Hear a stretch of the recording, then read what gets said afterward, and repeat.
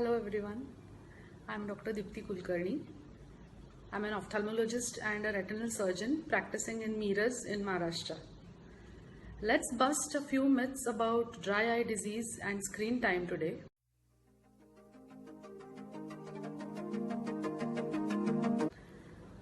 Corona quarantine has warranted a lot of screen usage for adults and children alike. Adults are working from home, some are just trying to cope with the situation, logging into social networking platforms, connecting with friends. We have our family Zoom calls and all such things. Children in turn are giving their exams, attending classes, connecting with their friends online. Somehow this has been a saving grace for most of us, but then it does take its toll on all of us.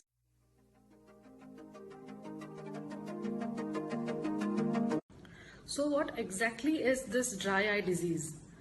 Dry eye disease is a syndrome or a condition where the tear quality is not good, or the tears are not produced enough so that they may be distributed all over our eye surface to provide us pain-free, irritation-free blinking and even vision. Nowadays, most of the times this dry eye disease has become equated with our screen time or computer vision syndrome as we name it. Here in this case, whenever we are looking at any screen, be it your mobile, a tablet, a laptop, or for that matter even your Kindle device and books, we tend to blink lesser. When we are concentrating, we tend to look at the object for a longer time without blinking. This in turn causes evaporation of the existing tears and causes dryness on the surface. What causes this dry eye disease? First factor is age. Once we are above 40s and 50s, we tend to have lesser tear film production, and which in turn causes this dry eye disease. Secondly, in females or ladies, it is more than that in men because of hormonal fluctuations, either during pregnancy or because of use of oral contraceptives, or during perimenopausal or around your menopause. There are changes in your hormonal axis which in turn causes this dry eye. It is seen in conditions where there are other associated causes, like if somebody has joint pains or any kind of arthritis, tear film production tends to get decreased. With increased screen time, tear film production does definitely get decreased. In causes of emotional or physical stress, there are lesser quality tear produced. Although the quantity might be normal, you can say there might be a lesser fat layer which causes faster evaporation of these tears, which in turn causes this dry eye symptoms. Exposure to an air-conditioned room or air-conditioned environment, dry, dusty climates, windy climates also tends to reduce our tears simply because they get evaporated faster. So whenever a person is in his office working in an AC for a longer time, he will tend to have more symptoms than a person who is working in a well-ventilated room.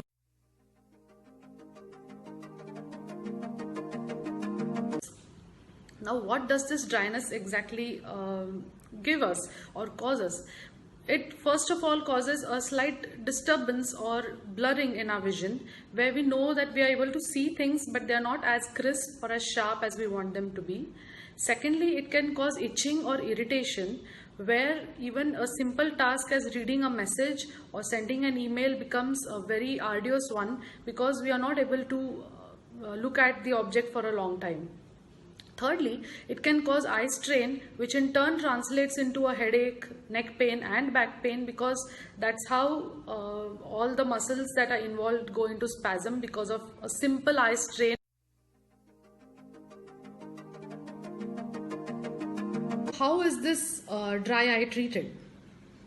Generally, we give tear substitute or artificial tears to make up for the deficiency of tears. They are of different types, and once we study what kind of dry eye a person has, you can say a customized protocol is given for the person to.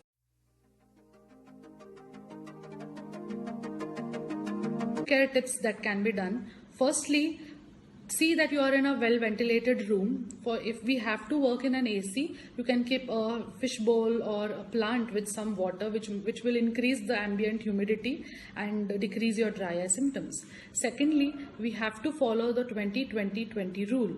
Now, what is this rule? It says that for every 20 minutes of work that you do on a screen or something that you're doing or as near work, you have to take a 20-second break and look at something 20 feet away.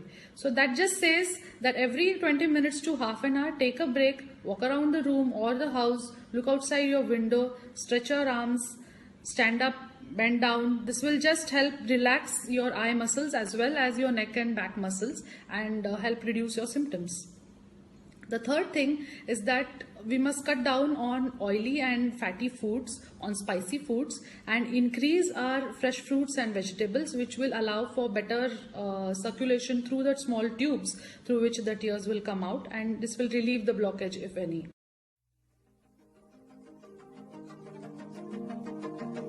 A lot of moms come to me nowadays to ask about screen time for their kids. The first and foremost thing, I think it is a blessing in these times, because that's how our children connect with their friends. We cannot even imagine what they must be going through, giving up all their play hours, giving up all their school hours, meeting friends. So this screen time can be used to our advantage. The first thing is that the posture of the child should be maintained. He or she should be sitting down on a chair where his feet touch the ground, spine straight, looking straight ahead, not more than 30 degrees below. So if a child is looking straight ahead, the screen should be either straight ahead or slightly downwards. We should not allow him to bend his neck fully. So that will reduce the strain on his eyes. Secondly, the 20-20 rule has to be followed. Most classes nowadays are just lasting for 30 minutes or so. So after every class, the child can take a walk around his house and then get back to his studies. Some play or some amount of looking directly away from the screens is a must. Playing in the sunlight, skipping, jumping, running around his locality are simple things that we can do to avoid the strain on the child's eye. Thirdly, this screen time also can lead to increase in the spectacle power if a child already has specs. In those cases too, maintaining the distance, maintaining a good lit environment around him, maintaining the posture will help reduce these symptoms. More than the screen time, the time that we allow a child to play outside is crucial. For a child who plays 2 hours throughout 24 hours outside in natural sunlight is less likely to develop any kind of vision problems or even get glasses as he grows up, as against a child who does not play outside. So this 2 hours of play is more crucial than actually the screen time that we are going to allow for school.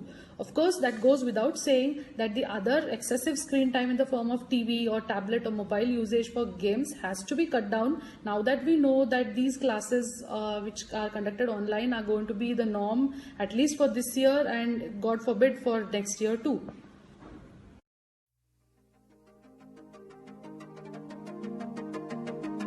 A long story short, take a break every 20 minutes or half an hour. Use good light and ventilation. Use some form of water body around you, either as a fish bowl or a plant if you are going to work in an AC. Children have to play outside for 2 hours if they are going to look at the screen. Eat lots of fresh fruits and vegetables. Avoid spicy and oily food. And thirdly, your posture is the key to having a good quality vision. A straight spine, legs touching down, feet touching down, looking at the screen straight ahead, and a maximum of 30 degrees below it is going to do the trick. And I'm sure we'll all enjoy the screen time that we have